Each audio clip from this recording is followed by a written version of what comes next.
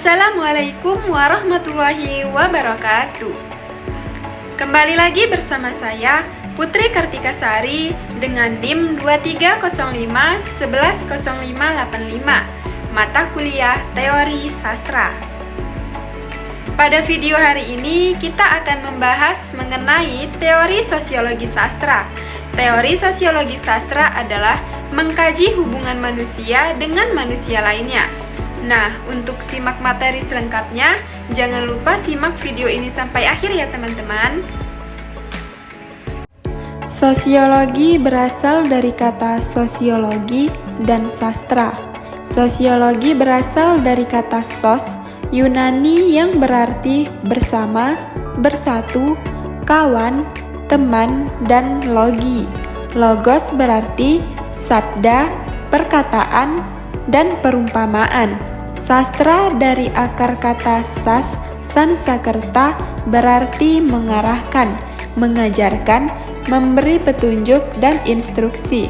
Akhirantra berarti alat sarana. Sosiologi sastra adalah suatu teleah yang objektif dan ilmiah tentang manusia dalam masyarakat dan tentang sosial dan proses sosial. Sosiologi menelaah tentang bagaimana masyarakat itu tumbuh dan berkembang dengan mempelajari lembaga-lembaga sosial dan masalah-masalah perekonomian, keagamaan, politik, dan sebagainya.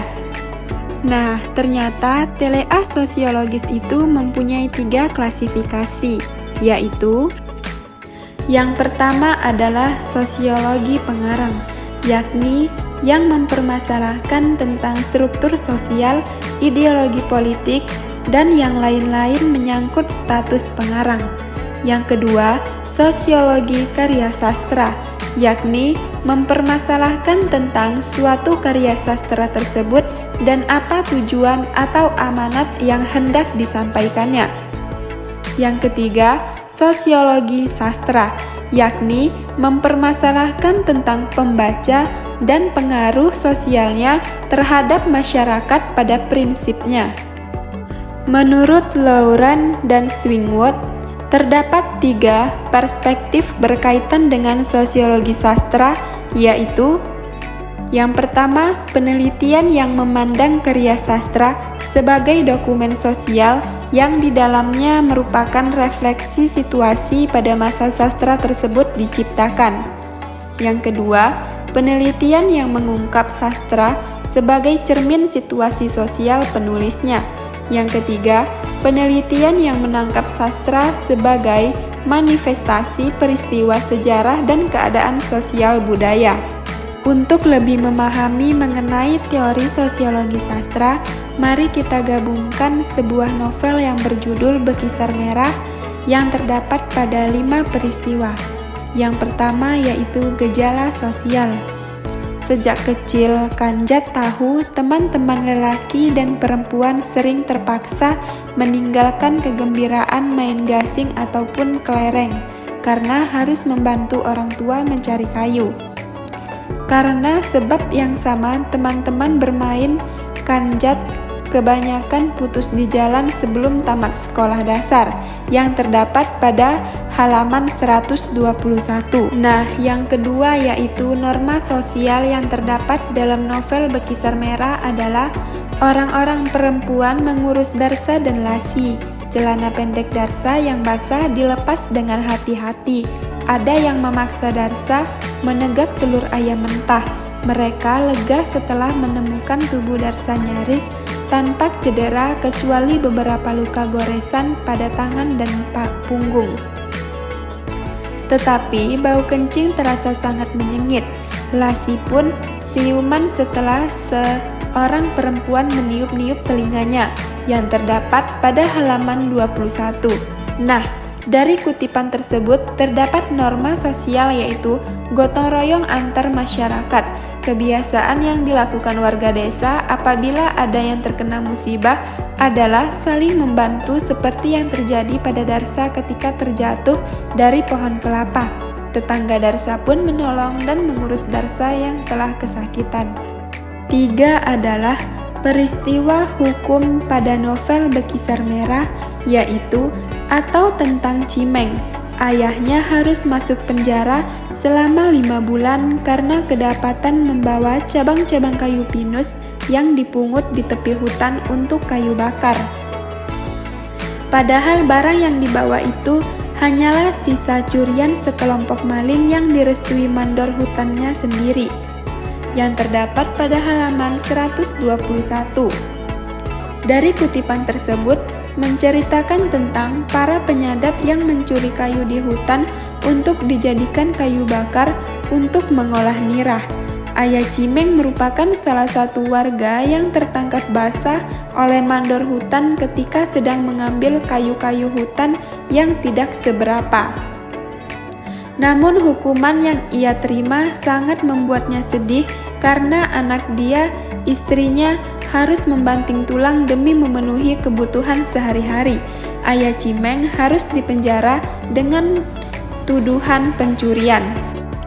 Yang keempat yaitu perilaku sosial. Bila aku kembali, aku merasa pasti semua orang Karangsoga tetap seperti dulu atau malah lebih senang menyakiti aku, yang terdapat di dalam novel pada halaman 176. Nah, dari kutipan tersebut menceritakan bahwa Lasih sangat sedih dan kecewa setelah kejadian yang menimpa rumah tangganya bersama Darsa. Rasa sakit hatinya menghujam dada Lasih. Menurutnya, perbuatan Darsa sungguh keterlaluan.